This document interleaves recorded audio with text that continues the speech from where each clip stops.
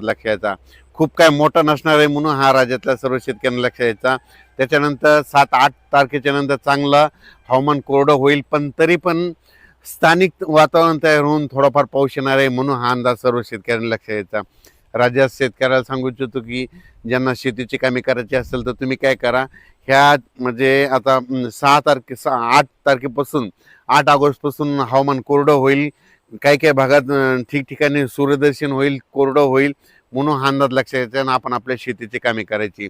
त्याच्यानंतर राज्यामध्ये 15 ऑगस्ट नंतर परत राज्यामध्ये पुन्हा पाऊस सक्रिय होणार आहे, पण ते पाऊस काय होणार आहे विदर्भाकडे असणार आहे. विदर्भात म्हणजे कुठं, विदर्भामध्ये वर्धा, नागपूर, भंडारा, गोंदिया, चंद्रपूर, यवतमाळ, गडचिरोली तिकडल्या पट्ट्यामध्ये राहणार आहे. म्हणजे पूर्व विदर्भामध्ये ते पाऊस असणार आहे म्हणून अंदाज तो सर्व शेतकऱ्यांना लक्ष यायचा. तसेच कोकणपट्टी, नाशिक, कोल्हापूर, त्याच्यानंतर पुणे ह्या पट्ट्यात काय होईल, आणखीन 2-3 दिवस सरी मात्र चालूच राहणार. काही काही ठिकाणी जोराचा पाऊस पडेल, 10 मिनिटाचा, 20 मिनिटाचा, अर्ध्या तासाचा असा पाऊस चालूच राहणार आहे म्हणून अंदाज त्या शेतकऱ्यांना लक्ष यायचा. त्याच्यानंतर इकडं मराठवाड्यामध्ये परभणी, लातूर, हिंगोली, त्याच्यानंतर नांदेड, संभाजीनगर, जालना, धाराशिव, लातूर, बीड ह्या पट्ट्यामध्ये काय होणार आहे, आणखी 2-3 दिवस स्थानिक वातावरण तयार होऊन दुपारपर्यंत ऊन पडणार, लगेच अर्ध्या तासाचा 1 तासाचा जोराचा पाऊस पडणार आहे म्हणून हा अंदाज लक्ष यायचा. त्याच्यानंतर उत्तर महाराष्ट्राकडे काय होईल, अशा सरी नाशिक जिल्हा, नंदुरबार, धुळे, जळगाव तिकडे देखील काय होईल, दुपारपर्यंत अशा सरी चालूच राहतील आणि त्याच्यानंतर दुपारनंतर ऊन पडल्याच्यानंतर पुन्हा एक अर्ध्या 1 तासाचा पाऊस जोराचा पडणार पुन्हा हा अंदाज लक्षात.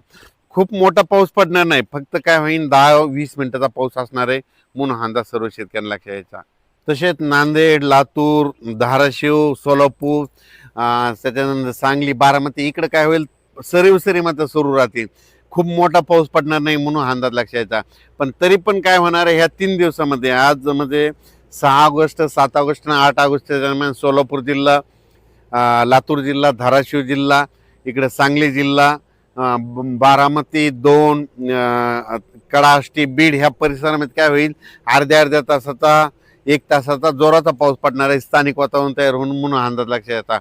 खूप मोठं नाही, पण अर्ध्या तासाचा, 20 मिनिटाचा, 10 मिनिटाचा, 5 मिनिटाचा असा पाऊस पडून जाणार आहे म्हणून हा सर्व शेतकऱ्यांना लक्ष यायचा.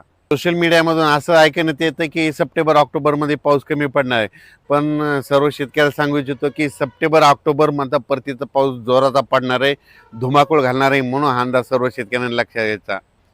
त्यानंतर एक अशी बातमी आली की टेम्परेचर वाढणार, उलट टेम्परेचर वाढल्यामुळे फायदा होणार आहे. जितकं टेम्परेचर वाढेल त्यावेळेस काय होतं, उष्णता वाढते. उष्णता वाढली की हवेचे कमी दाब तयार होतात. कमी दाब तयार झाले की वारे जास्त दाबाकडून कमी दाबाकडे येत असल्यामुळं राज्यातला पाऊस वाढणार आहे. पण सर्व शेतकऱ्याला आणखीन एक सांगतो, महाराष्ट्राला 2 समुद्र आहेत, अरबी समुद्र आणि बंगालच्या खाडीचा समुद्र. अरबी समुद्रामधून जरी काही भागामध्ये पाऊस नाही पडला तर तुम्हाला सांगतो 20 सप्टेंबर नंतर काय होतं की बंगालच्या खाडीमधून पाऊस येतो आणि त्या शेतकऱ्याची हरभऱ्याची, ज्वारीची पेरणी करून टाकतो. आणि शेतीमध्ये सगळ्यात महत्त्वाचा काही भाग असे आहेत, काही जिल्हे असे आहेत की त्यांना बंगालच्या खाडीचा म्हणजे याचा पाऊस चांगला पडतो, परतीचा पाऊस जास्त पडतो. मग त्याच्यामध्ये जिल्हे सांगतो, नांदेड जिल्हा झालं, परभणी जिल्हा झालं, धाराशिव जिल्हा झालं, त्याच्यानंतर इकडं जालना, त्याच्यानंतर इकडं अहिल्यानगर, सोलापूर जिल्हा, सांगली जिल्हा, सांगोला तालुका ह्या पट्ट्यामध्ये काय. त्याच्यानंतर मानखटाव म्हणजे एक सातारा जिल्ह्यामध्ये मानखटाव असा एक तालुका आहे, तिथं दरवर्षी पाऊस आता देखील कमी आहे. मग त्यांना पाऊस कधी पडतो तर त्यांना परतीचा पाऊसच येतो म्हणून हा अंदाज लक्षात यायचा. अहिल्यानगरमध्ये देखील ना परतीचाच पाऊस जास्त पडतो म्हणून अहिल्यानगरच्या शेतकऱ्यांनी अंदाज लक्षात यायचा. बीड जिल्हा, त्याच्यानंतर धाराशिव जिल्हा, सोलापूर जिल्ह्यात देखील परतीचाच पाऊस चांगला पडणार आहे म्हणून हा अंदाज त्यांनी लक्षात घ्यायचा. सध्या आता माझा 15 ऑगस्टपर्यंत शेतीची कामे करण्यासाठी वेळ भेटणार आहे, पण 15 ऑगस्ट नंतर विदर्भामध्ये म्हणजे पूर्व विदर्भामध्ये वर्धा, नागपूर, भंडारा, गोंदिया, चंद्रपूर, यवतमाळ तिकडल्या पट्ट्यामध्ये चांगला जोराचा पाऊस पडणार आहे म्हणून अंदाज लक्षात यायचा. अचानक वातावरण बदल झाला तर परत एक मेसेज दिला जाईल. धन्यवाद. असणार आहे म्हणून हा राज्यातल्या सर्व शेतकऱ्यांना लक्षात यायचा.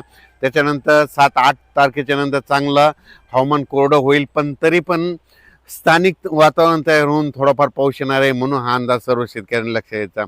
राज्यात शेतकऱ्याला सांगू इच्छितो की ज्यांना शेतीची कामे करायची असेल तर तुम्ही काय करा, ह्या म्हणजे आता 8 तारखेपासून 8 ऑगस्टपासून हवामान कोरडं होईल, काही काही भागात ठिकठिकाणी सूर्यदर्शन होईल, कोरडं होईल म्हणून हा अंदाज लक्षात घ्यायचा आणि आपण आपल्या शेतीची कामे करायची.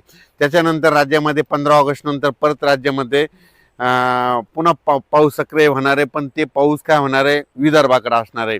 विदर्भात म्हणजे कुठं, विदर्भामध्ये